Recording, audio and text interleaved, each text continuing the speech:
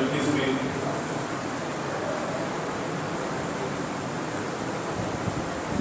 موضوع ناتمام رہ گیا تھا اور اب اس کے میں عزاداری کے فوائد اور عزاداری کے برکات آپ کی خدمت میں بیان کرتا وقت پورا ہو چکا ہے۔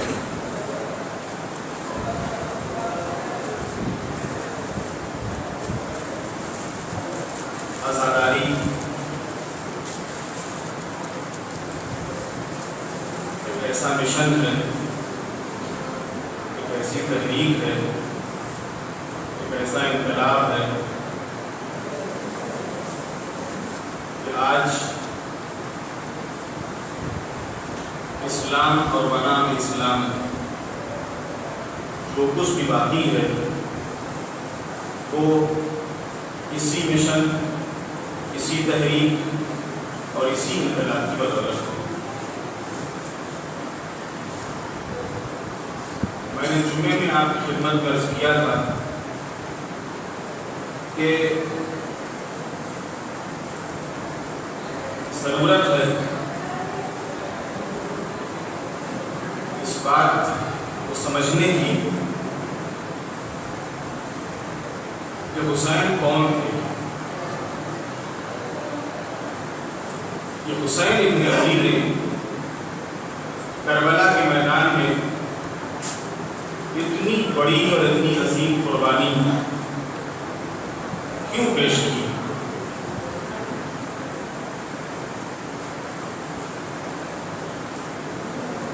کربلا کیا ہے؟ کربلا سے ہمیں کیا درس ملتے ہیں؟ اور یہ ایام یعنی ایام عذاب یہ ایک ہمارے لیے بہترین فرصت ہے، ایک بہترین موقع ہے کربلا کو سمجھنے کے لیے، امام علی مقام کی معرفت کے لیے، اس لیے کہ جو بھی عبادات ہیں ان تمام عبادات کی جزا، ان تمام عبادات کا ثواب علم، معرفت اور نیت پہ ہوتا ہے۔ جیسی نیت ہوگی، جتنا علم ہوگا، جتنی معرفت ہوگی، اسی کے مطابق درجات ہوں گے، اسی کے مطابق اللہ کے جزا ہے، اسی کے مطابق اللہ کا انعام ہے۔ میں نے مثال پیش کی تھی مثلا نماز ایک انسان پڑھ رہا ہے، ایک وہ انسان ہے جس کو پتہ ہی نہیں ہے کہ نماز ہے کیا، بس اتنا معلوم ہے کہ واجب ہے۔ ایک دوسرا انسان ہے اس کو صرف اتنا پتہ ہے کہ نماز برکت کا سبب ہے، نماز سے روزی میں اضافہ ہوتا ہے۔ ایک انسان اس کو صرف اتنا معلوم ہے کہ نماز سے چہرہ نورانی ہوتا ہے۔ یہ سب الگ الگ قسمیں ہیں جو آپ کو سمجھ مل جائیں گے۔ اصل واقعی نماز کس لیے ہے، نماز ہے کیا، کس کے لیے ہے، کیوں ہے،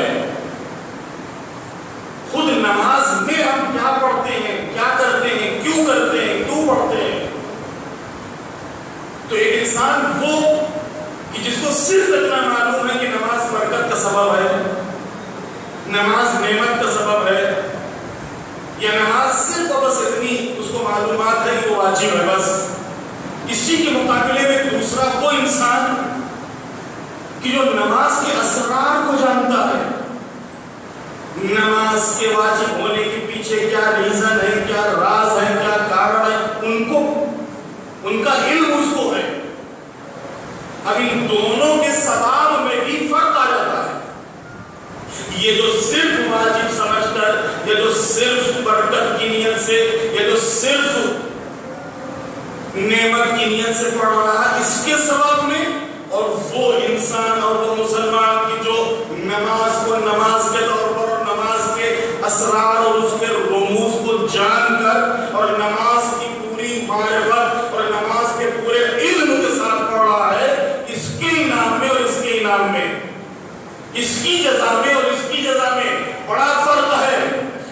اسی طریقے سے دنیا میں حسین ابن علی کے نام لینے والے تو بہت ہیں،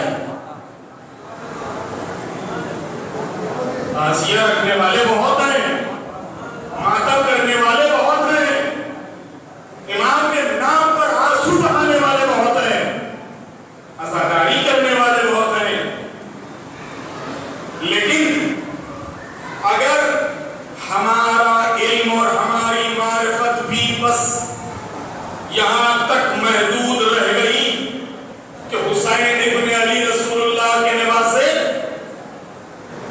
مولا علی کے بیٹے، جناب فاطمہ کے دلبر، اور انہوں نے 10 محرم کو کربلا میں قربانی پیش کی، تو پھر ہم نے اور وہ جو دوسرے مذہب کا امام حسین کے اوپر آنسو بہا رہا ہے یا ان کا نام لے رہا یا ماتم کر رہا، اس میں فرق کیا رہا؟ وہ بھی تو اتنا جانتا ہے کہ حضور کے نواسے تھے، مولا علی کے بیٹے تھے، جناب فاطمہ کے دلبر تھے، اس کے سامنے بھی جب بھی حسین ابن علی کا ذکر ہوتا ہے آنکھوں میں آنسو آ جاتے ہیں، تو پھر ہماری جزا میں اور اس کی جزا میں فرق کیا ہوا؟ ہمارے علم میں اور اس کے علم میں فرق کیا ہوا؟ ہماری معرفت میں اور اس کی معرفت میں فرق کیا ہوا؟ جبکہ تقاضا یہ ہے کہ یہ عزاداری، یہ امام کا اشرا، یہ سبب بنے کہ ان ایام میں جو ہماری معرفت ہے، جو ہمارا علم ہے، معصومین علیہ السلام کی نسبت یا سرکار شہادت حضرت ابا عبداللہ حسین علیہ السلام کی نسبت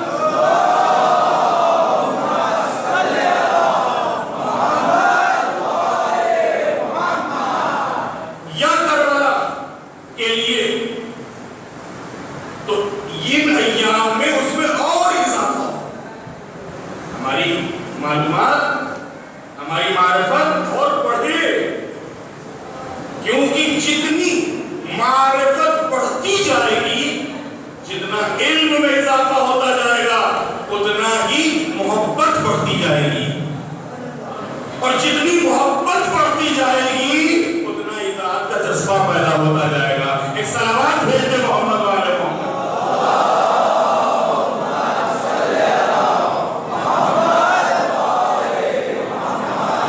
کربلا میں حبیب ایسے ہی حبیب نہیں بن گئے، کربلا میں زہیر ایسے ہی زہیر نہیں ہو گئے، ارے حر کربلا میں ایسے ہی حر نہیں ہو گیا، اس نے جانا، اس نے پہچانا، اس نے سمجھا یہ کون ہے اور یہ کون ہے، ہم کہاں ہیں اور وہ کہاں ہے،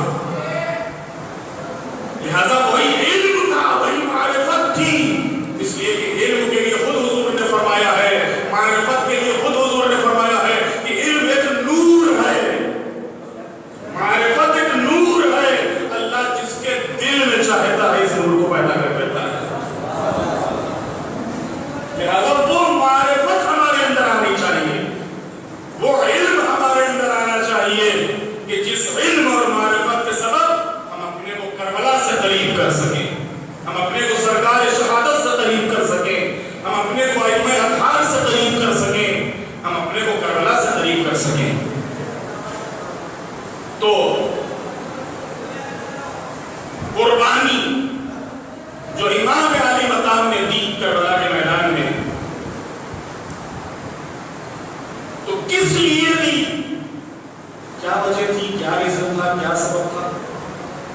آپ اگر مسلمانوں کی کتابیں اٹھائیں گے تو الگ الگ کتابوں میں الگ الگ آپ کو ریزن ملیں گے۔ حسین ابن علی کو حکومت چاہیے تھی، حسین ابن علی کو اقتدار چاہیے تھا، حسین ابن علی کو کوفے میں راج کرنا تھا، یہ الگ الگ کتابوں میں ہے، لیکن واقعی امام حسین کیوں مدینے سے نکلے، اور مدینے سے نکلنے کے بعد اگر حر کے رسالے نے مزاحمت کی کی کوفے جانے سے روکا تو کیوں نہیں واپس چلے گئے؟ کیوں نہیں مکے واپس چلے گئے؟ یہ کربلا کیوں اختیار کی؟ اور پھر کربلا میں بھی یہ نہیں کہ ہاں ٹھیک ہے اچھا ہمارا کوئی لینا دینا نہیں ہے، ٹھیک یزید اپنا کام کرے اور ہم کو بس یہاں تنہائی میں پڑے رہنے دو، ہم کچھ نہیں بولیں گے، ہم کچھ نہیں کہیں گے۔ نہیں، امام حسین پورے عزم کے ساتھ، پورے حوصلے کے ساتھ واعظ اور نصیحت، امر بالمعروف اور نہی عن المنکر کا فریضہ انجام دیتے ہوئے تو کیوں آخر کربلا گئے امام اور یہ اتنی عظیم قربانی کیوں پیش کی؟ میں نے عرض کیا تھا آپ کی خدمت میں، یہ عزیزو یاد رکھو، مقصد جتنا عظیم ہوگا قربانی اتنی ہی بڑی دینا پڑے گی۔ مقصد جتنا بڑا ہوگا قربانی اتنی بڑی دینا پڑے گی۔ دنیا میں بہت سے انقلابات آتے ہیں، بہت سے آئے ہیں، لیکن کوئی بھی انقلاب بغیر قربانی کی کامیاب نہیں ہوا ہے۔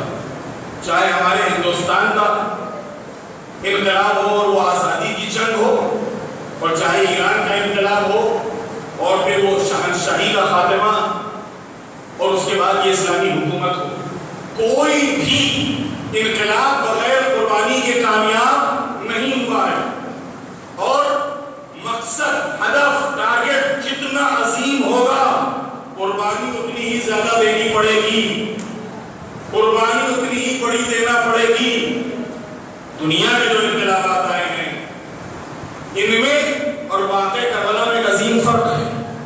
دنیا کے جو انقلابات ہیں اگر آپ گھوم پھر کے دیکھیں گے تو زیادہ سے زیادہ ان کا ہدف، ان کا مقصد بس دنیا ہے، بس حکومت ہے، بس اقتدار ہے، بس حکومت کا بدلاؤ ہے، بس خود اپنی تھوڑی آسانیاں ہیں، اس حکومت سے جس کے خلاف انہوں نے آواز اٹھائی اس سے چھٹکارا ہے، یہی تو ہوتا ہے۔ اس کے لیے قید و قید بھی ہونا پڑتا ہے، اس کے لیے قتل بھی ہونا پڑتا ہے، اس کے لیے قربانی بھی دینا پڑتی ہے۔ لیکن ان انقلابوں میں اور حسین ابن علی کے انقلاب میں ایک امتیازی فرق ہے۔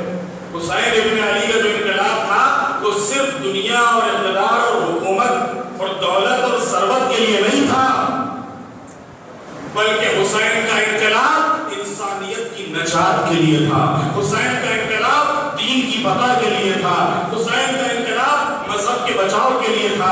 یہ حالت ظاہر سی بات ہے، لیکن جب قیامت تک کے لیے دین کی حفاظت کی ضمانت بننا ہے اس انقلاب کو، قیامت تک کے لیے مذہب کی بقا کی ضمانت بننا ہے اس انقلاب کو، قیامت تک کے لیے انسانیت کی بقا کا ضامن بننا ہے اس انقلاب کو، تو قیامت تک توجہ کیجئے گا، قیامت تک تو اب قربانی بھی اتنی ہی عظیم دینا پڑے گی، قربانی بھی اتنی ہی بڑی۔ یہی وجہ ہے کہ کربلا کے میدان میں امام عالی مقام نے جناب علی اکبر جیسے بیٹے کے سینے سے پرچی کا پھل خود کھینچا ہے، عاصم جیسے بھتیجے کی پامال میت کو خود اٹھایا ہے، عباس جیسے بھائی کے کٹے ہوئے شانے خود اٹھائے اپنے ہاتھوں سے، ان کا علم خود لے کر آئے ہیں، علی اصغر کو میدان میں لا کے اشقیاء کے سامنے پیش کیا ہے، اور امام نے اپنی نظروں سے اپنے ہاتھوں پر بچے کو تیر لگتے ہوئے دیکھا ہے، اور بچہ امام کے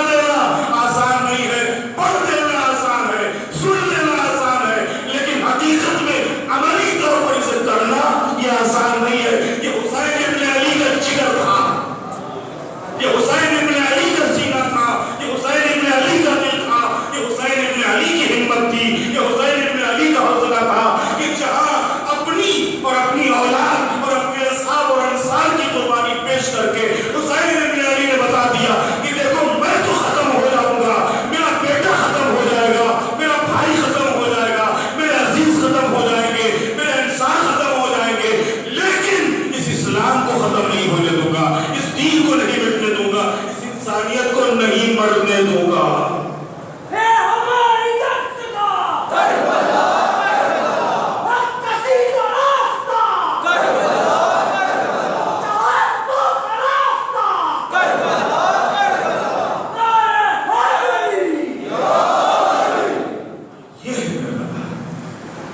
سمجھنے کی ضرورت ہے، کربلا صرف جذبات کا نام نہیں ہے، کربلا صرف جذبات کا نام نہیں۔ محرم آیا اور ہم نے کہا ارے صاحب ہم سے بڑا کوئی عقیدت مند ہے ہی نہیں، ہم سے بڑا کوئی عزادار نہیں ہے۔ کربلا صرف جذبات کا نام ہے، یقیناً یہ جذبات بھی لائق ادا ہے، یقیناً یہ جذبات بھی لائق تحسین ہے، لیکن جوانوں اور نوجوانوں اپنا خیال رکھنا کہ یہ جو ہمارے جذبات ہیں، یہ جو ہماری عقیدتیں ہیں، یہ بھی عقیدتیں، یہ بھی درس ہمیں کربلا سے ملا ہے کہ یہ ہمارے جذبات بھی امام کے حکم کے تابع اور پیرو ہوں، یہ ہماری عقیدتیں بھی امام کے حکم کے تابع اور امام کے حکم کے پیرو ہوں۔ کیا عباس سے زیادہ ہمارے جذبات ہیں؟ کیا علی اکبر سے زیادہ ہمارے جذبات ہیں؟ کیا قاسم اور محمد سے زیادہ ہمارے جذبات ہیں؟ کیا حبیب اور زہیر اور سعید اور مسلم اور حر سے زیادہ ہمارے جذبات ہیں؟ لیکن ہمیں کربلا کی تاریخ میں کہیں نہیں ملا، مدینے سے لے کے مکے تک، مکے سے لے کے کوفے کے راستے تک، کوفے کے راستے سے لے کے کربلا تک، کربلا میں پہنچنے سے لے کے شہادت تک، کہ ان امام کی اولاد میں، یہ امام کے اصحاب میں، امام کے اعزاء قربا اور انصار میں کوئی ایک ایسا موقع دکھا دے کہ جہاں کے اوپر امام کے حکم اور امام کی اجازت لیے بغیر یا حکم کے بغیر کسی نے جذبات میں کسی کو مار دیا ہو، کسی پہ حملہ کر دیا ہو، کسی پہ پانی بند کر دیا ہو، کوئی قدم اٹھا لیا ہو۔ میں نے عرض کیا بڑی سخت منزل ہے عزیزو، سمجھنے کی ضرورت ہے، بڑی سخت منزل ہے۔ آج تو ہمارے سامنے بظاہر امام نہیں ہے نا، وہاں امام موجود ہے سب میں۔ اگر آج کوئی بھی عزاداری کے اوپر کوئی ایک حرف بول دیتا ہے، ہم جذبات میں آ جاتے ہیں کہ نہیں آ جاتے ہیں؟ آنا ہی چاہیے۔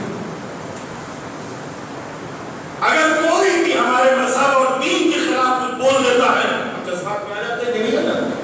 آنا ہی چاہیے، یہی ایمان کی دلیل ہے۔ لیکن فرق ہے کربلا میں، میں نے عرض کیا کہ اس پورے راستے میں جناب عباس یا جناب علی اکبر یا دیگر آپ کی اولاد میں، آپ کے اصحاب اور آپ کے انصار میں کمال ہے، واقعاً کمال ہے۔ ایک موقع اور ایک لمحہ ایسا نہیں ملا کہ جہاں کے اوپر ان امام کے اصحاب اور انصار اور اعزاء اور قربا نے امام کے حکم کے بغیر کوئی قدم اٹھایا ہو۔ میں نے عرض کیا کہ آج تو اگر ہمارے عقیدے کے خلاف، جذباتی کے خلاف بول دیتا ہے، جذبات رہتے ہیں، امام موجود اور امام کی موجودگی میں، ان اصحاب کی موجودگی میں، اعزاء قربا کی موجودگی میں، اور اس مقابل امام کی شان گستاخی کر رہا ہے، برداشت ہوگا؟ برداشت ہوگا؟ نہیں برداشت ہوگا۔ لیکن عباس نے برداشت کیا ہے، علی اکبر نے برداشت کیا ہے، حبیب اور زہیر اور سعید نے برداشت کیا ہے۔ تاریخ میں وہ سارے واقعات اور حالات موجود ہیں کہ مدینے میں مروان نے کیا کہا تھا، مکے میں جو حالات پیش آئے ان میں یزیدیوں نے کیا طریقہ اختیار کیا تھا، کوفہ پہنچنے سے پہلے جب حر کا رسالہ ملا ہے اس نے کیا کہا تھا، اور کیا کس طریقے سے نچا میں فرض حسینی پہ ہاتھ ڈالا تھا۔ عباس موجود ہے، عباس کی موجودگی میں کوئی حسین کی لگام اپنے ہاتھ میں نہیں، عباس کی موجودگی میں کوئی حسین کا راستہ روک دے، ممکن ہے، ہو سکتا ہے،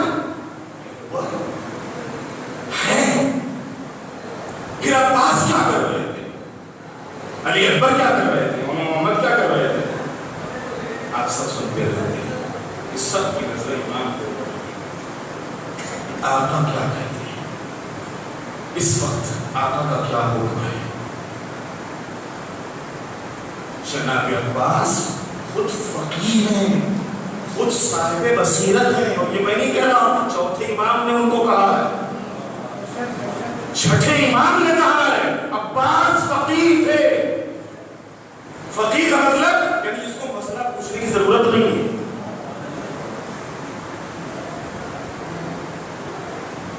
تقلید فقیہ ہوتی ہے، فقیہ کسی کی تقلید نہیں کرتا، فقیہ کے اوپر کسی کی تقلید نہیں ہے۔ عباس فقیہ تھے، عباس صاحب بصیرت تھے۔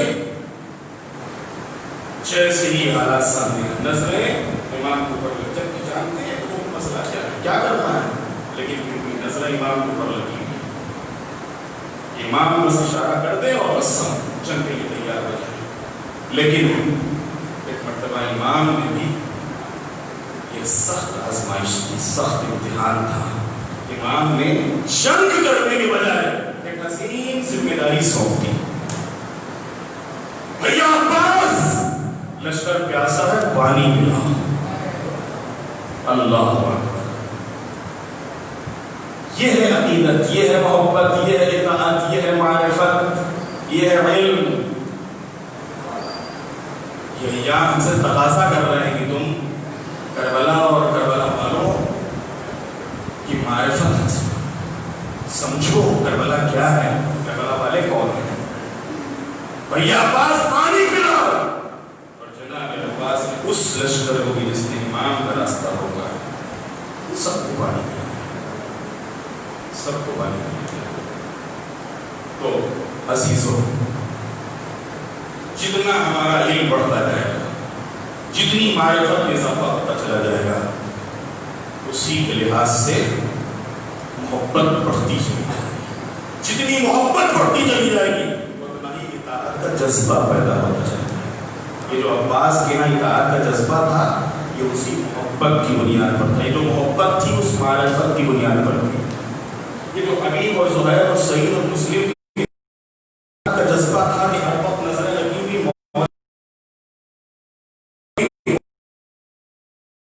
محبت کرنا ہے، یہ کس بنیاد پر تھا؟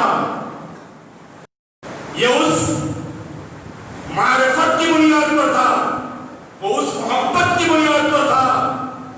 یہ جو محبت اور جو معرفت جناب ان اصحاب امام حسین کے ہاتھ ایک سوال بھیجتے محمد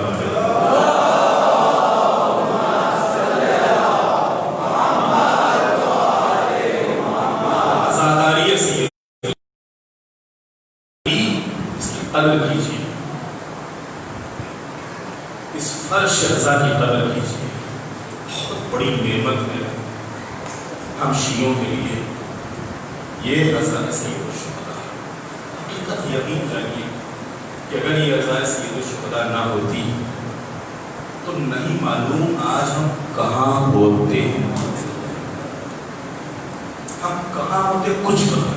آج تھوڑا بہت جو کچھ بھی ہمارے بچوں کو، نوجوانوں کو، جوانوں کو، ہمیں کچھ بھی تھوڑا بہت بھی اللہ، رسول، ائمہ معصومین، دین، اسلام، قرآن کا کچھ بھی تھوڑا بہت اگر علم ہے تو اسی عزاداری سید الشہداء کا صدقہ ہے، اسی فرش رضا کا صدقہ ہے، اسی منبر کا صدقہ ہے۔ لہذا اس کا قدر کریں۔ تو عزاداری اس کے بڑے فوائد ہیں، عزاداری کے بڑے برکات کی بڑی برکات ہیں جو ظاہری طور پر مادی بہت میں نے عرض کیا تھا کل آپ کی خدمت میں، لیکن بات پوری نہیں ہو سکی تھی اور موضوع ناتمام رہ گیا کہ ہر چیز کی دیکھیں دو طریقے کی برکتیں اور نعمتیں ہوتی ہیں، کچھ مادی ہوتی ہیں اور کچھ معنوی اور روحانی ہوتی ہیں۔ کچھ کا تعلق صرف دنیا سے ہوتا ہے کہ ہمیں دنیا میں اللہ نے ہم کو خوب مال دے دیا، خوب عزت دے دی، بڑا سا عہدہ دے دیا، سب کچھ ہر طریقے کی بڑی اولاد اور والدین اور گھر بار اور ہر طریقے سے ان کو نوازا، یہ ہے مادی فائدہ۔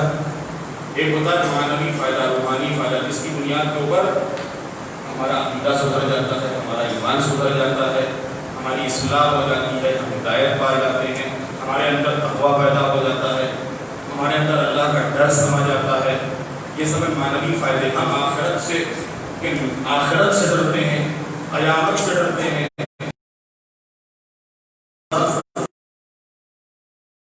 یہ ہے معنوی فائدہ. عزاداری کے دو طریقے, مادی بھی فائدہ ہے, معنوی بھی فائدہ ہے. عزاداری کے مادی فائدے جو بھی عزائے ایک دینار خرچ کرتا ہے, اس ایک درہم کے عوض اللہ بعض مقامات کے اوپر 100, بعض مقامات کے اوپر لاکھ درہم اسے ادا کرتا ہے. ایک درہم اگر کوئی عزاداریہ سے کوئی شہداء کے اوپر لگاتے ہیں, کیونکہ عربی زبان کی درہم کا یہاں روپیہ ہے. اگر کوئی ایک روپیہ عزائے سید الشہداء کے سلسلے میں خرچ کرتا ہے تو اس ایک روپیے کو یہ سمجھیے گا کہ یہ ضائع چلا گیا. نہیں, ایک روپیے کے بدلے میں شاید آپ کو 10 روپے مل جائیں, 10 روپے کے بدلے میں شاید 100 روپے مل جائیں, 100 روپے کے بدلے میں شاید 1000 روپے. اب کب ملے, کہاں ملے, کیسے ملے, وہ خزانے قدرت کی بات ہے, وہ آپ کی بات نہیں ہے. اس کے یہاں بہت سے ذریعے ہیں. ہمارے یہاں ہم محدود ہیں اور ہمارے ذریعے محدود ہیں. اللہ محدود ہے اور اس کے ذریعے بھی اللہ محدود ہیں. صلوات محمد علیہ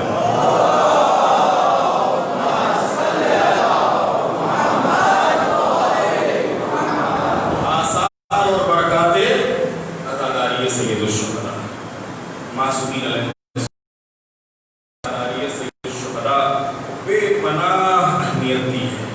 اور وہ اس لیے شیعت کی راز پوشیدہ ہے. میں نے عرض کیا دین اور بنا میں دین اگر کچھ ہے تو صرف اور صرف عزاداری سید الشہداء کی وجہ سے ہے.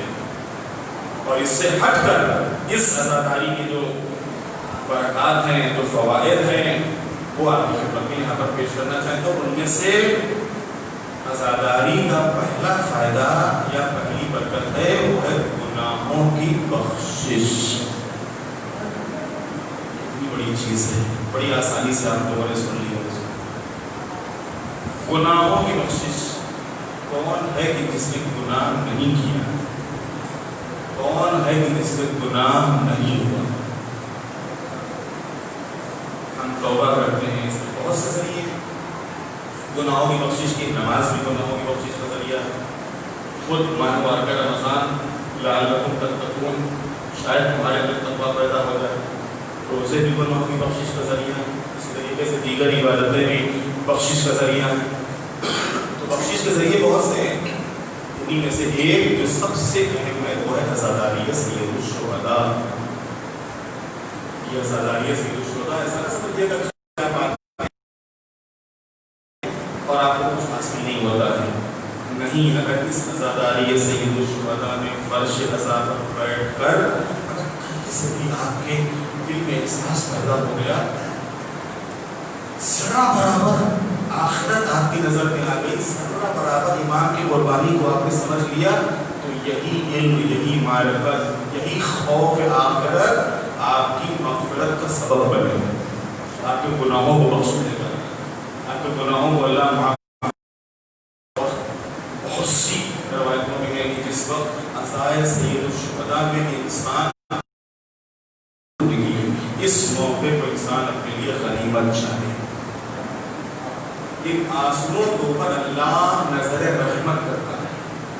یہ جو ویسے تو خود خوف خدا میں جو آنسو نکلتے ہیں ان کا بھی بڑا مقام ہے, ان کا بھی بڑا مرتبہ ہے, اور یہ بھی ایک طریقے سے اللہ ہی کے لیے, خدا ہی میں ہے.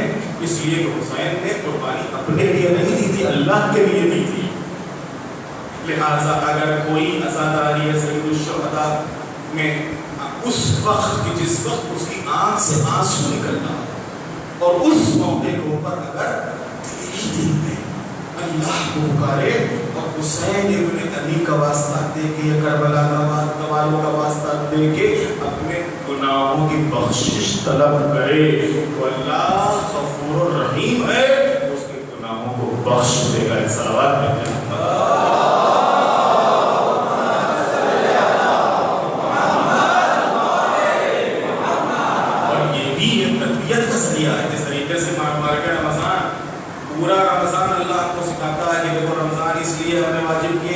شاید متقی بن جاؤ. رمضان روزے ہم نے اس لیے واجب کیے کہ شاید تمہارے اندر تقویٰ پیدا ہو جائے. تو یہ جو ایک مہینہ ہم سے ایکسرسائز کروا رہا ہے اللہ، ایک مہینہ کوشش، ایک مہینہ پریکٹس، ایک مہینہ محنت، ایک مہینہ بھوکے پیاسے رہنے کی عادت. کیوں یہ سب ہو رہا ہے؟ اللہ کو جب بھوک پسند ہے تو اس کا بندہ بھوکا رہے، جب پیاس پسند ہے تو اس کا بندہ پیاسا رہے. جو چیزیں جائز ہے وہ بھی ہم سے چھڑوا دے رہا ہے کہ نہیں یہ نہ کرنا، یہ نہ کرنا، یہ نہ کرنا. معبود جو چیزیں جائز ہے پھر تو کچھ چھڑوا رہا ہے. اللہ یہی بات سمجھنا ہے کہ تاکہ تمہارے اندر اطاعت کا جذبہ پیدا ہو جائے کہ سامنے چیز رکھی ہوئی ہے، جائز ہے، حلال ہے، لیکن پھر بھی نہیں کریں گے، نہیں کھائیں گے. کیوں؟ اس لیے اللہ نے منع کیا ہے. جائز ہے، حلال ہے، لیکن نہیں کریں گے. کیوں؟ اس لیے کہ اللہ نے منع کیا ہے. تو اطاعت کا جذبہ. اور جب انسان بھوکا ہوتا ہے تو یہ بھوک انسان کو یہ جو خواہشات ہوتی ہیں، یہ خواہشات پر قابو پانے کے مددگار ثابت ہوتی ہے.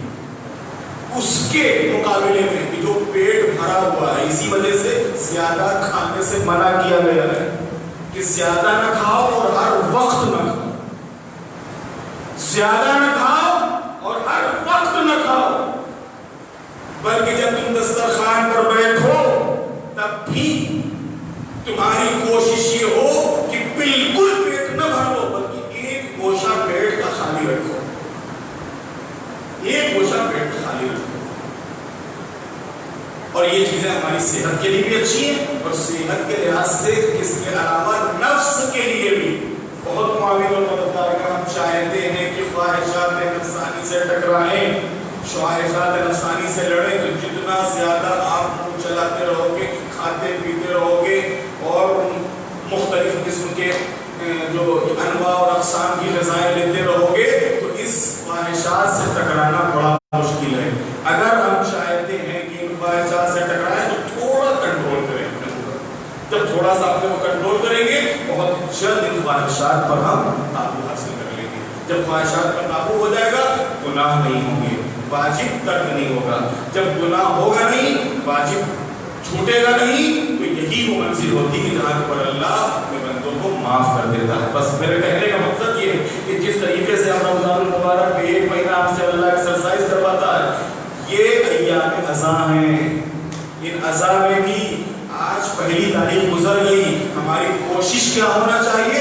آج ہی سے ایکسرسائز، آج ہی سے کوشش. کاہے کی ایکسرسائز، کاہے کی کوشش؟ کھانا چھوڑ دے، پانی چھوڑ دے، نظر نیاز چھوڑ دے. نہیں، آپ نظر نیاز آرام سے لیجیے، کھائیے، تبرک ہے، اس میں بھی شفا ہے، اس میں بھی شفا. ایکسرسائز کاہے کی؟ ایکسرسائز گناہوں کو چھوڑنے کی، ایکسرسائز اور مشق واجبات کو ادا کرنے کی. یہ مہینہ محرم کا مہینہ ہے، یہ ایام عزا کے ایام ہے. ہم وعدہ کرتے ہیں امام علی مقام سے، مولا آج سے ہماری نماز قضا نہیں ہوگی، آج سے ہم جھوٹ نہیں بولیں گے، آج سے ہم غیبت نہیں کریں گے. جب تک آپ کے ایام ہیں مولا ہم کو بچائے رکھیے گا، مولا اس عشرے میں ہم کو بچائے رکھیے گا، مولا ان 40 دنوں میں ہماری مدد کیجیے گا تاکہ ہم سے کوئی گناہ نہ ہو، کوئی حرام نہ ہو، تاکہ یہ ہماری عزا، یہ مجلسیں، یہ نظر نیاز ہماری قبول ہو جائے، ہم آپ سے قریب ہو جائے، آپ کی نظر لطف و کرم و عنایت ہمارے اوپر ہو جائے. اگر ہم نے یہ ارادہ کر لیا اور یہ نیت کر لی تو ہم نے تو نیت کتنے دن کی؟ عشرے بھر کی. نیت کتنے دن کی؟ 40 دن کی. لیکن یقین جانیے یہ گھرانہ بڑا کریم گھرانہ ہے، یہ گھرانہ بڑا کریم گھرانہ ہے. شاید یہی 10 دن کی جو ہم نیت کریں گے، جو ارادہ کریں گے، 40 دن جو عزم اور حوصلے سے کام لیں گے، شاید یہی ہماری زندگی میں بدلاؤ کا سبب بن جائے. ایک صلوات بھیجتے محمد والے محمد.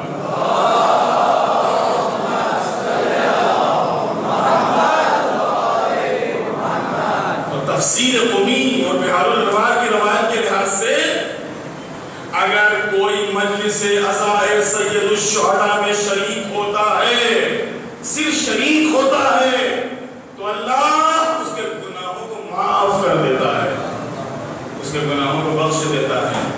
اب ظاہر سی بات ہے، گناہ بخش دیے گئے، معاف کر دیے گئے، اب کیا ذمہ داری ہماری؟ ہماری ذمہ داری بنتی ہے کہ پھر ایسا نہ کریں گے جس سے پھر یہ ہم سے گناہ ہوں. دوسرے بے پناہ ثواب، بے پناہ ثواب. عزاداری سید الشہداء، یہ مجالس سید الشہداء، بے پناہ ثواب. روایات کے لحاظ سے عزاداری اور زیارت کا ثواب حج اور عمرے کے برابر ہے. حج اور عمرے کے برابر. بعض روایتوں میں تو زیارت کا ثواب 70 حج کے برابر ہے، 70 عمروں کے برابر ہے. کہ اگر کوئی زیارت سید الشہداء کرتا ہے تو اس کو 70 حج کا ثواب، 70 عمروں کا ثواب. یہ عزاداری کا ثواب حج کے برابر، عمرے کے برابر. آپ یہ مجلسوں میں نہیں آ رہے، یہ حج کر رہے ہیں. آپ یہ مجلسوں میں نہیں آ رہے، یہ عمرہ بجا لا رہے ہیں. لیکن اب یہاں کے اوپر ایک کنفیوزنگ اور دور کرو کہ کہیں ہمارے کسی نوجوان یا جوان کے ذہن میں یہ نہ آ جائے کہ بس عزاداری تو کر لی، اب حج پہ کیا فائدہ؟ حج تو ہو گیا ہمارا، ہم نے تو ایک وجہ 70 حج کر لیے، اب حج پہ جانے کی کیا ضرورت ہے؟ اس سال کربلا معلیٰ میں 40 میں تو ہوا ہے، ہم نے تو ایک کی وجہ 70 حج کر لیے، اب وہاں مکے مدینے جانے کی کیا ضرورت ہے؟ عزیزان محترم دیکھیے یہاں کے اوپر بالکل وہی صورت ہے کہ جو واجب نمازوں کی اور نماز شب کی ہے. نہیں معلوم آپ کے ذہن پہنچے کہ نہیں پہنچے. بالکل وہی صورت یہاں کے اوپر ہے. واجب نمازیں، واجب تو واجب ہیں ہی، واجب کا ثواب کرنا، واجب نہ پڑھو جو اگتا ثواب. لیکن نماز شب اتنا ثواب ہے کہ میں بیان نہیں کر سکتا. معمول جو واجب نہیں ہے اس میں تو نے اتنا ثواب کر دیا، اور جو واجب ہے اس کو اتنا ہی کہا کہ جتنا واجب ہے اتنا بس تم کو ملے.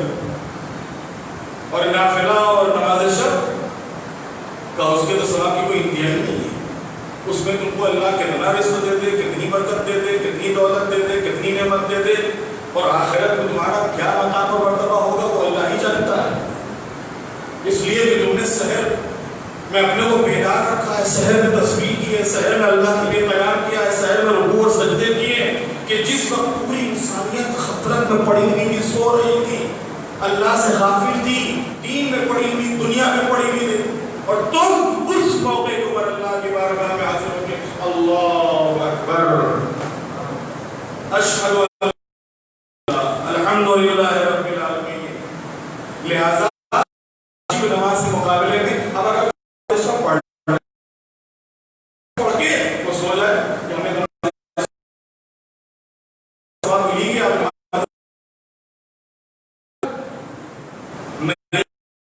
خود امیر المومنین غالب کل غالب حضرت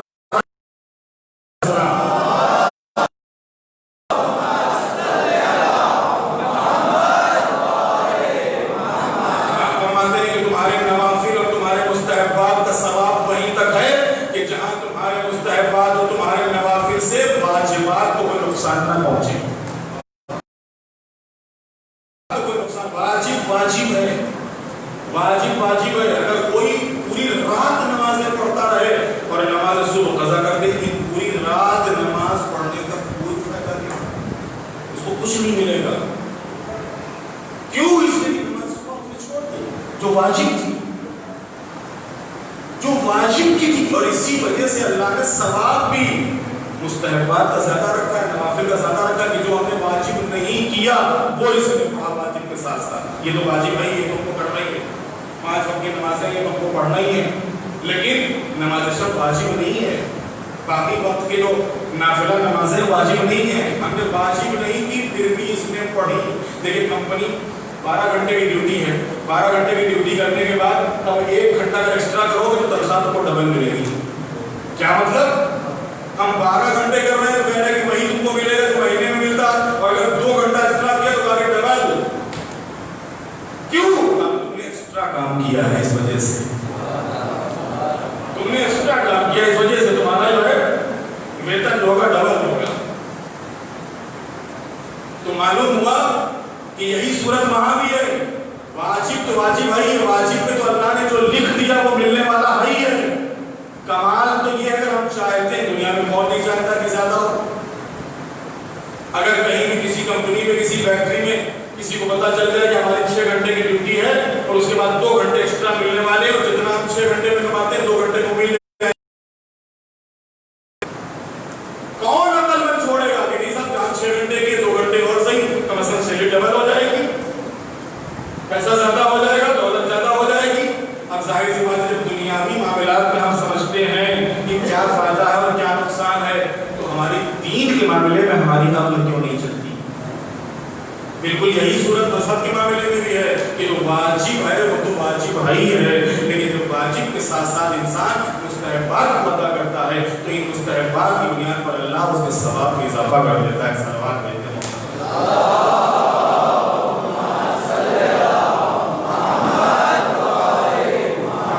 تو معلوم یہ ہوا کہ افضل اعمال کے ساتھ ساتھ ایک حج اور عمرے کا ثواب حج اور عمرے کے ثواب کے ساتھ ساتھ روایتوں میں ہے کہ عزاداری و زیارت افضل اعمال ہے.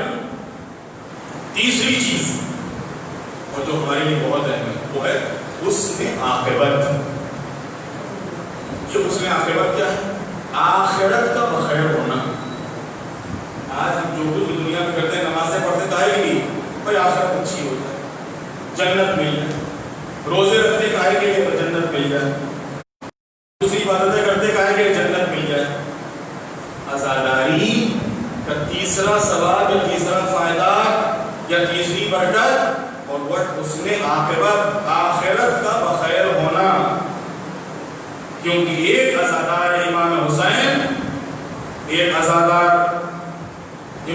اور آپ کے خاندان کی خاص عنایتیں اس کے اوپر ہوتی ہیں اور انہی عنایتوں میں سے ایک عنایت جو بہت ہی اہم ہے اور اس کا مشاہدہ یعنی خود دنیا میں اسے بہت سے عرفاء نے محسوس بھی کیا ہے اور اپنی کتابوں میں اسے نقل بھی کیا ہے. اب یہ اللہ کے عارفوں کی گفتگو ایک الگ گفتگو ہے وہ یہاں پر نہیں چھڑتی ہے. تو انہی عنایتوں میں سے کہ جو ایک عزادار کے اوپر امام حسین کی عنایتیں ہوتی ہیں جناب زہرا کی عنایتیں ہوتی ہیں خاندان عصمت و عدالت کی عنایتیں ہوتی ہیں. انہی عنایتوں میں سے ایک عنایت ہے موت کا اس کے لیے آسان ہو جاتا ہے. موت آسان ہو جاتی ہے عزادار کے لیے. یہ بڑی سخت منزل ہے. موقع نہیں ہے کہ میں اس کے بارے میں اور تفصیلات کی خدمت میں پیش کروں کہ جب انسان موت اور زندگی کے درمیان میں ہوتا ہے تو کیا کیفیت ہوتی ہے کیا حالات ہوتے ہیں.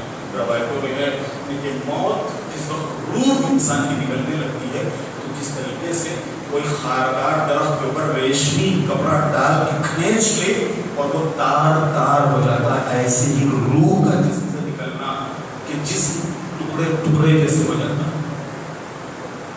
وہ چیزیں ہم محسوس نہیں کر سکتے ہم اپنی آنکھوں سے دیکھ نہیں سکتے جو چاہنے والے میں گزر رہی ہے. لیکن اگر یہی چاہنے والا عزادار سید الشہداء ہے یہی جانے والا محب اہل بیت ہے یہی جانے والا عقیدت مند اہل بیت ہے تو یہی منزل اس کے لیے آسان ہو جاتی ہے. صلوات کہتے ہیں محمد علیہ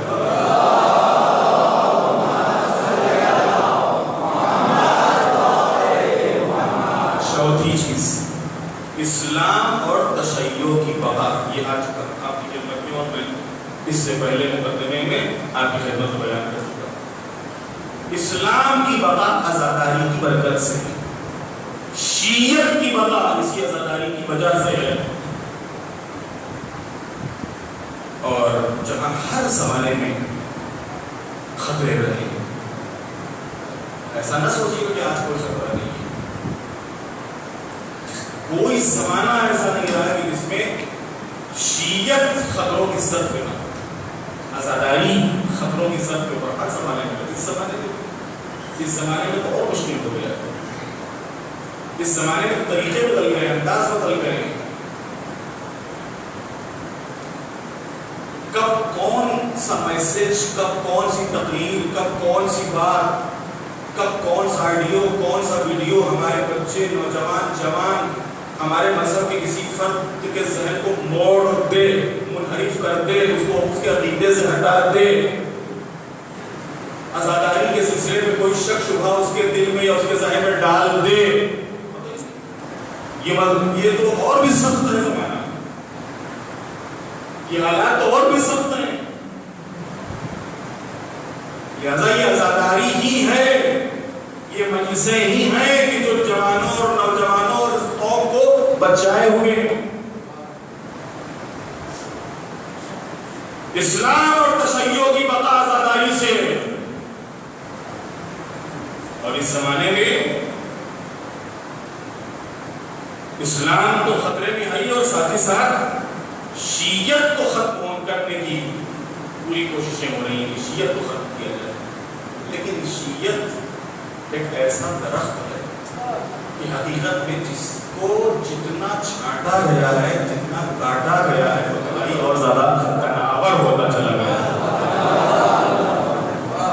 درخت کی خاصیت کیا ہوتی ہے؟ آپ لوگ تو ماشاءاللہ سب کھیڑوت لوگ ہیں زیادہ تر، اور جانتے ہیں اگر نہیں ہے تو کم سے کم کھیتی باڑی سے باقی تو ہی قریب میں آتے جاتے تو رہتی ہیں، کھیتوں میں، باغوں میں، باڑیوں میں۔ درخت جو ہوتے ہیں، جو پرانی شاخیں ہوتی ہیں، وہ چھانٹ دیا جاتا ہے، اور یہ پرانی شاخوں کو چھانٹا ہی اس لیے جاتا ہے تاکہ نئی کوپلیں اس کے اوپر آ جائیں، اور جتنا درخت کاٹا جاتا ہے، چھانٹا جاتا ہے، اتنا ہی بڑا بڑا ہوتا ہے۔ حقیقت یہی ہے کہ آپ اس امام کے غیبت سے لے کے، غیبت کیوں کہوں میں، خود ائمہ علیہ السلام کے زمانے سے لے کے اور آج تک جتنا زیادہ اس درخت کو کاٹا گیا ہے، چھانٹا گیا ہے، اتنا ہی زیادہ یہ درخت اور بھی زیادہ ہرا بھرا ہوتا چلا گیا، اور یہ ہرا بھرا ہوتا رہے گا۔ آپ ذرا بھی نا امید نہ ہوئیے گا صاحب یہ ہو گیا، وہ ہو گیا، اور یہاں سے اٹیک ہو گیا، اور وہاں سے مار دیا، اور اب کیا ہوگا؟ یہ تو یہ سازش کر رہے ہیں کہ دنیا کو ختم کر دیں، یہ سازش کر رہے ہیں کہ مسلمانوں کو مار دیں، یہ سازش کر رہے ہیں کہ شیعوں کو ختم کر دیں۔ شیعت اور اسلام نہ ختم ہوا ہے، نہ ختم ہوں گے۔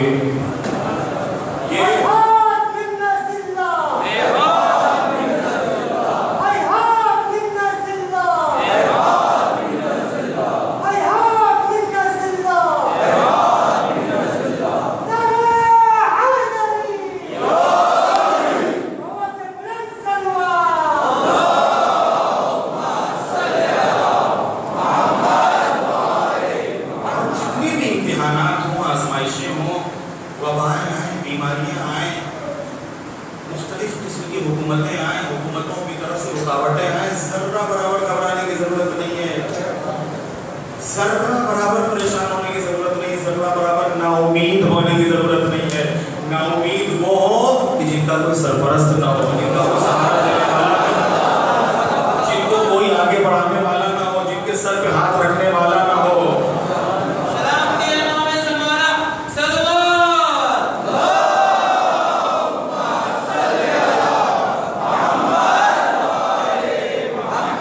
جب کورونا کی وبا شروع کی تو میں نے بھاونگر میں جملہ کہا تھا، مت نا امید ہونا، جیسے جیسے دنیا کے حالات بدلتے جائیں گے امام کا ظہور اور قریب ہوتا جائے گا،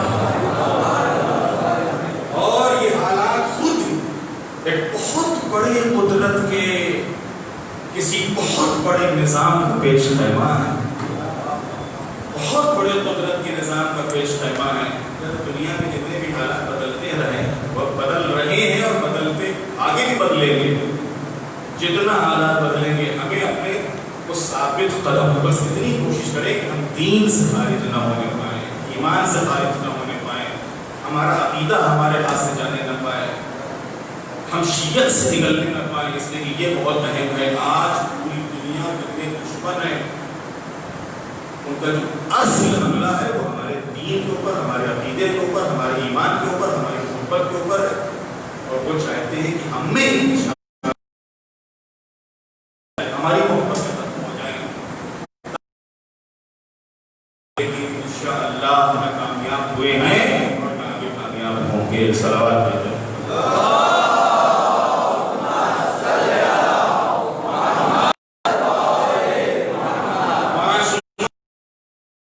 بس اسی کے بعد تمام، اور وہ ہے قبولیت دعا۔ قبولیت دعا، اس سے پہلے کیا بیان کیا تھا؟ مغفرت۔ یہ مجلسیں مغفرت کا سبب ہے، جہاں یہ مجلسیں مغفرت کا سبب ہے، بخشش کا سبب ہے، وہیں قبولیت دعا کا سبب ہے۔ کہ جب کوئی مجلس میں آتا ہے، میں نے عرض کیا کہ جب بھی اس کی آنکھ سے کوئی آنسو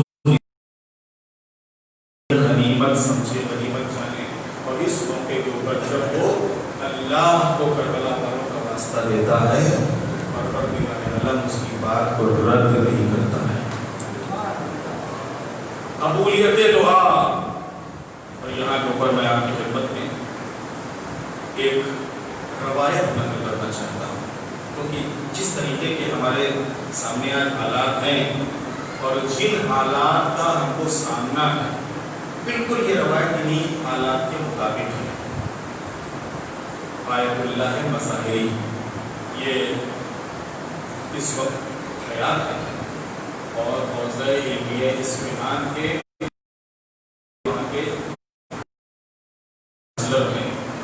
جو مختلف شہروں میں حوزے ہوتے ہیں، اور حوزے مطلب وہاں کے اوپر لینے کا حوزہ علمیہ اصفہان پورا بورڈ، اس بورڈ جیسے یہاں ایجوکیشن بورڈ ہوتا ہے، وہاں جب حوزہ کہا جاتا ہے تو حوزے کا مطلب ایران ہوتا ہے پورا بورڈ۔ اگر کہا گیا حوزہ علمیہ قوم تو حوزہ علمیہ قوم بلکہ پورا ایجوکیشن بورڈ جو سارے قوم کے مدرسوں کو ہینڈلنگ کرتا ہے۔ جب کہا گیا حوزہ علمیہ اصفہان تو خالی اصفہان میں ایک مدرسہ نہیں بلکہ پورا اصفہان اور پورے اصفہان کے اسٹیٹ میں جتنے بھی مدرسے آتے ہیں اس کا پورا بورڈ، اس کے جو انچارج ہیں آیت اللہ مظاہری، یہ نقل کرتے ہیں، اور یہ نقل کرتے ہیں شہید آیت اللہ دستغیر سے۔ آپ سب نے نام سنا، جو منار وغیرہ ان کی مشہور کتاب ہے، معاد ان کی مشہور کتاب ہے، استعاذہ ان کی زبان میں بھی ہے، ان میں سے بہت سی کتابوں میں گجراتی زبان میں ترجمہ ہوا ہے۔ تو آیت اللہ مظاہری نے مرحوم شہید آیت اللہ دستغیر شیرازی سے نقل کیا ہے کہ ایک مرتبہ شیراز میں ایک وبا پھیل گئی، بالکل ایسے ہی جیسے آج کے کورونا کی وبا ہے، اور اس موقع پر اس وبا وہ جب وبا آئی ہے تو اس علاج نہیں ہے، وبا آئی شیراز میں اور ہر روز ہر محلے سے ہر ایریے سے میتیں نکل رہی ہیں، لاشیں نکل رہی ہیں، اس لوگ ڈرے ہوئے ہیں، سہمے ہوئے ہیں، احتیاط کر رہے ہیں، اپنے کو بچائے ہوئے ہیں، گھروں میں محفوظ ہیں، کیا کریں کیا کریں کیا کریں۔ اسی درمیان کہ جہاں ہر روز گھروں سے جنازے نکل رہے تھے، اکثر گھروں میں لوگ مریض پڑے ہوئے تھے، ایک شخص کہ جس کا پورا گھر مریض تھا، سب مریض، خود مریض، بیوی مریض، بچے مریض، سب مریض۔ اب آ گیا محرم، اب کیا کریں؟ بےقرار ظاہر سی بات ہے کہ شیعہ، میں نے عرض کیا تو ایسے ہی ہے کہ جو پانی بغیر مچھلی، جس طریقے سے مچھلی رہ ہی نہیں سکتی پانی کے بغیر، ہم رہ ہی نہیں سکتے عزاداری کے بغیر۔ اب وبا ہے، بیماری ہے، گھر میں سب مریض ہیں، لیکن اسی محلے میں قضا خانہ تھا اور وہاں پر پہلی محرم سے مجلسیں شروع ہو گئی۔ وہ کہتا ہے کہ پڑوس میں ہمارے قضا خانے میں مجلس تھی، یہی مریض پڑوس میں ہمارے قضا خانے میں مجلس تھی، اور میں نے بڑی ہمت سے بڑے حوصلے سے اپنے کو مجلس میں پہنچایا۔ میں مجلس میں گیا اور جب مسائل ہونے لگے تو اس کے اوپر ایک عجیب قسم کی رقت ظاہر ہو گئی۔ رقت یعنی گریہ، یعنی جو مجمع عام طور سے گریہ کرتا ہے اس سے جیسے ہمارے کہتے ہیں کہ اس کی سسکیاں بن گئی، چوہی بولنا تھا اور بلند آواز پر روتا چلا جا رہا تھا، سسکیاں بنی ہوئی اس کی، اسی روتے روتے جب وہ رو رہا تھا، جب اس کی سسکیاں بنی ہوئی تھی، اسی روتے روتے اور اسی گریے کے عالم میں اس نے حضرت زہرا سے توسل کیا۔ میں نے عرض کیا حضرت زہرا سے توسل کیا اس نے اور جناب زہرا سے اپنے گھر والوں کی شفا چاہی. بی بی آپ کے لال کی صفحہ ازا بیچی بھی ہے, محرم ہے, مجلسیں ہو رہی ہے, لیکن ہمارا پورا گھر مریض, ہم نکل بھی نہیں سکتے, ہم مجلسوں میں نہیں جا سکتے. بس خالی دل ہی دل اس نے زہرا سے کہا, بیوی سے ایک فریاد کی تھی, اس فریاد کا اثر کیا ہوا, مجلس ختم ہو گئی, اس نے اپنے کو سنبھالا. اب جو سنبھال کے گھر آیا تو جیسے ہی دروازہ کھولا تو اس کی حیرت کی انتہا رہی. اس نے کیا دیکھا کہ بیوی اور بچے اور دسترخوان لگا ہوا ہے, سفرہ سجا ہوا, اور سب دسترخوان کے اوپر بالکل فریش بیٹھے ہوئے, جیسے کوئی بیماری ہی نہیں, کوئی مرض ہی نہیں. صلوات بھیجتے محمد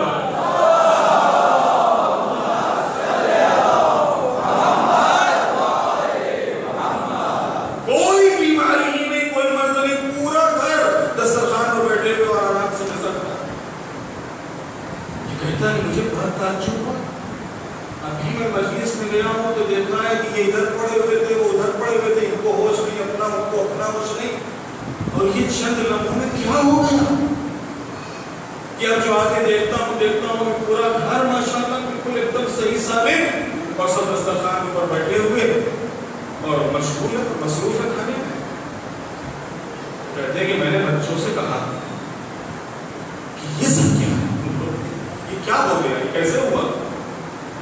تو میرے بچوں نے جواب دیا, بابا آپ کے جانے کے کچھ دیر کے بعد, وہی جس وقت اس نے جناب زہرا سے توسل کیا وہی موقع, آپ کے جانے کے کچھ دیر کے بعد جس کمرے میں ہم سب مریض مرض میں بدحواس پڑے ہوئے تھے, کہ جہاں ہمیں اپنی خود صحت کا اور اپنا ہوش نہیں تھا, اسی کمرے میں ایک بیوی سیاہ چادر میں ملبوس تھا, ایک بیوی سیاہ چادر میں ملبوس تھی, اور ان کے ساتھ ہمارے آقا حسین بھی تھے. تب تم نے کیسے جانا کہ وہ حسین تھے؟ کہا نہیں, وہ بیوی جو آئی تھی تو انہوں نے نام لے کے پکارا ان کو کہ بیٹا حسین, ان کے لیے دعا کر دو. تو بابا حضرت ایک بیوی آئی چادر میں ملبوس, اور ان کے ساتھ میرے آقا حسین بھی تھے, اور آنے کے بعد بیوی نے کہا بیٹا حسین ان سارے مریضوں کے سروں کے اوپر ہاتھ پھیر دو, سارے مریضوں کے سروں کے اوپر ہاتھ پھیر دو. اور بس اس نے ایک ایک مریض کے اوپر ہاتھ پھیرتے چلے گئے, اور سب کو شفا ملتی چلی گئی, سب کو شفا ملتی چلی گئی. سب کے سروں پہ ہاتھ پھیرا, لیکن بابا ماں کے سر پہ ہاتھ نہیں پھیرا حسین نے, ماں کے سر پہ ہاتھ نہیں پھیرا. تو حضرت توجہ کیجیے نا میرے نوجوانوں, جس وقت ماں کے سر پہ ہاتھ نہیں پھیرا تو جناب زہرا نے کہا بیٹا یہ بھی مریض ہے, اس کے بھی سر پہ ہاتھ پھیر دو, تو چادر سر پہ رکھی ہوئی اوپر سے ہاتھ رکھ دو, اس کے بھی سر پہ ہاتھ پھیر دو. اس موقع پر امام حسین نے کہا اماں یہ عزادار تو ضرور ہے میری, لیکن نماز نہیں پڑھتی ہے.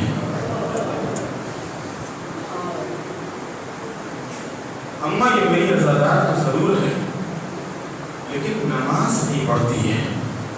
اس موقع کے اوپر جناب زہرا نے فرمایا کہ جیسے ہی امام نے کہا کہ نماز نہیں پڑھتی ہے, بس ایک مرتبہ جناب زہرا فرماتی ہیں بیٹا تمہاری مجلس میں میرا واسطہ دیا ہے,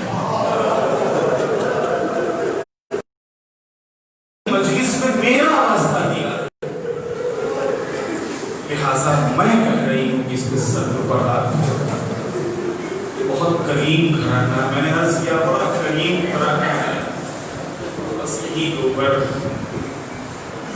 دل چاہتا ہے کہ آواز دوں کہ حسین مظلوم دنیا کے گوشوں و کنار میں جس نے بھی جہاں پکارا آپ اس کی مدد کے لیے پہنچ گئے، آپ اس کی نصرت کے لیے حاضر ہو گئے۔ بی بی یقیناً آج آپ پرسہ لینے کے لیے آئی ہیں، اپنے لال کا پرسہ لینے کے لیے آئی ہیں، آپ آزادار آپ کے لال کا پرسہ لینے کے لیے جمع ہوئے ہیں۔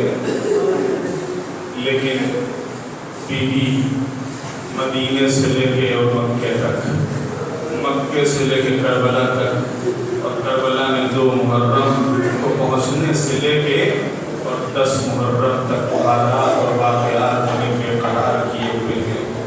وہ حسین کہ دنیا میں جس نے بھی جہاں بھی پکارا اس کی مدد کے لیے پہنچ گئے، لیکن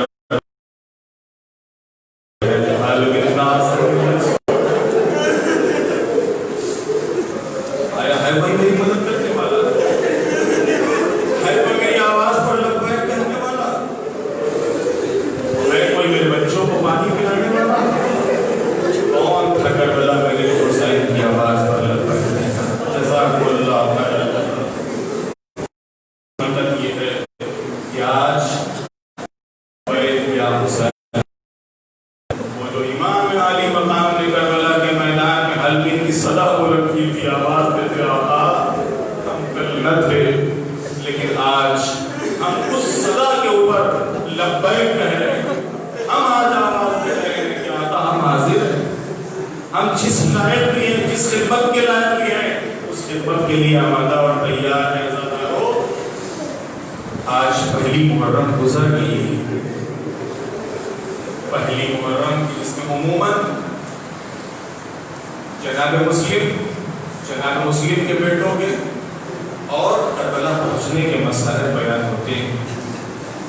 جناب مسلم مقدمہ کربلا ہے، کربلا کی ابتدا جناب مسلم کی شہادت سے ہوئی ہے، کربلا کی شروعات جناب مسلم کی شہادت سے ہے، اور یقیناً یہ شہادت امام کے لیے کتنی تکلیف کا سبب تھی کہ آپ اندازہ لگائیے کہ جس وقت امام جا رہے تھے کربلا کی طرف، یعنی کوفے کی طرف آ رہے تھے، اور مسلم کی کوئی خبر نہیں مل رہی تھی، مسلم کا کوئی حال معلوم نہیں ہو رہا تھا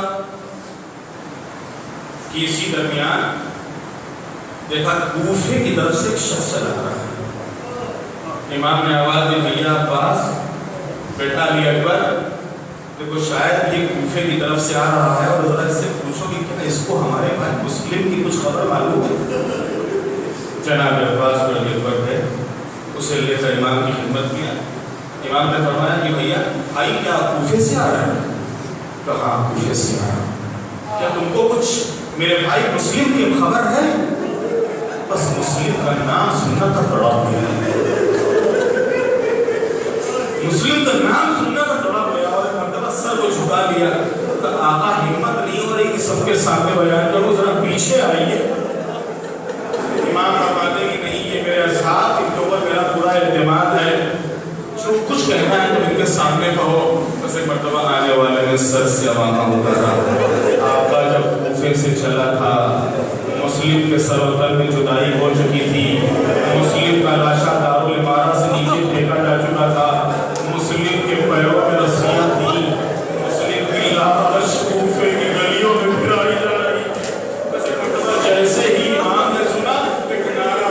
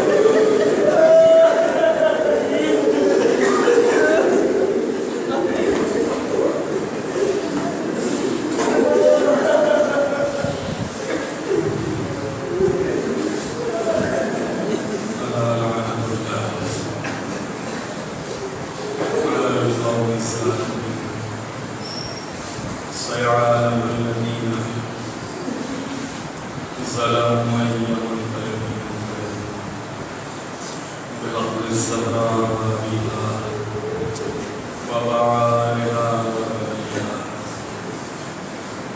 بارے ہمارے ذکر کو اپنی بارگاہ میں قبول فرما معبود ہم سب کو معاف فرما ہماری توفیقات میں اضافہ فرما بارے الہا خصوصاً ان عزا کے دنوں میں ہماری توفیقات میں مزید اضافہ فرما بارے الہا عزاداران سید الشہداء جہاں جہاں بھی آج عزاداری سید الشہداء میں مصروف اور مشغول ہیں معبود ان سب کی حفاظت فرما اب تک تو دوسرے ملکوں کا اور دوسرے دیشوں میں شکوہ تھا آج بہت سی ایسی بستیاں بہت سے ایسے شہر ہیں ہمارے ملک میں کہ جو عزاداری نہیں کر پا رہے ہیں آج عزاخانے ان کے بند ہیں آج گھروں میں صرف یا حسین کر رہے ہیں معبود تجھے اسی حسین مظلوم کا واسطہ بارے الہا ان تمام عزاداروں کو ان عزاداروں کی عزاداری میں آسانی پیدا فرما بارے الہا واسطہ ہے محمد محمد علیہ السلام کا دشمنان عذاب دشمنان تشیع دشمنان اسلام کو ذلیل خوار اور نیست و نابود فرما اور جن چہروں میں ہوں جن ناموں سے ہوں جس پہچان کے ساتھ ہوں معبود ان سب کو ذلیل و خوار فرما بارے الہا پرچم اسلام کو سربلند فرما پرچم کفر و نفاق کو سرنگوں فرما معبود دنیا میں جہاں جہاں بھی مظلوموں کی آنیں اور سسکیاں بلند ہیں یمن ہو بحرین ہو عراق ہو افغانستان ہو پاکستان ہو افریقہ ہو یورپ ہو امریکہ ہو انڈونیشیا اور ایشیا ہو جہاں جہاں بھی مظلوموں کی آوازیں اور سسکیاں معبود ان سارے مظلوموں کی مدد نصرت اور حفاظت فرما اسلامی اور شیعی تحریکوں کی نصرت اور مدد فرما ظالموں کا خاتمہ فرما جو بھی مومنین مریض ہیں ان سب کو شفا عطا فرما اس بلا سے اس وبا سے سب کو نجات عطا فرما اسے جلد سے جلد ختم فرما معبود آج کربلا محلہ میں صرف کربلا کے لوگ ہی کربلا کی زیارت سے مشرف ہیں خود عراق میں رہتے ہوئے بھی لوگ کربلا نہیں پہنچ رہے ہیں تیری بارگاہ میں شکوہ ہے فریاد ہے معبود حضرت ابا عبداللہ حسین اور تمام معصومین کی زیارتوں کے راستوں کو کھول دے زیارتوں میں آسانی پیدا کر دے اس مرض کو ختم کر دے بارے الہا کے واسطہ محمد والے محمد کا دنیا میں ان کی زیارت اور آخرت میں ان کی شفاعت نصیب فرما معبود ہم سب کی آخرت بخیر فرما امام زمانہ کے ظہور میں تاجیل فرما ہم سب کے مرحومین کی مغفرت فرما ہم سب کی تمام دینی اور دنیاوی حاجتوں کو پورا فرما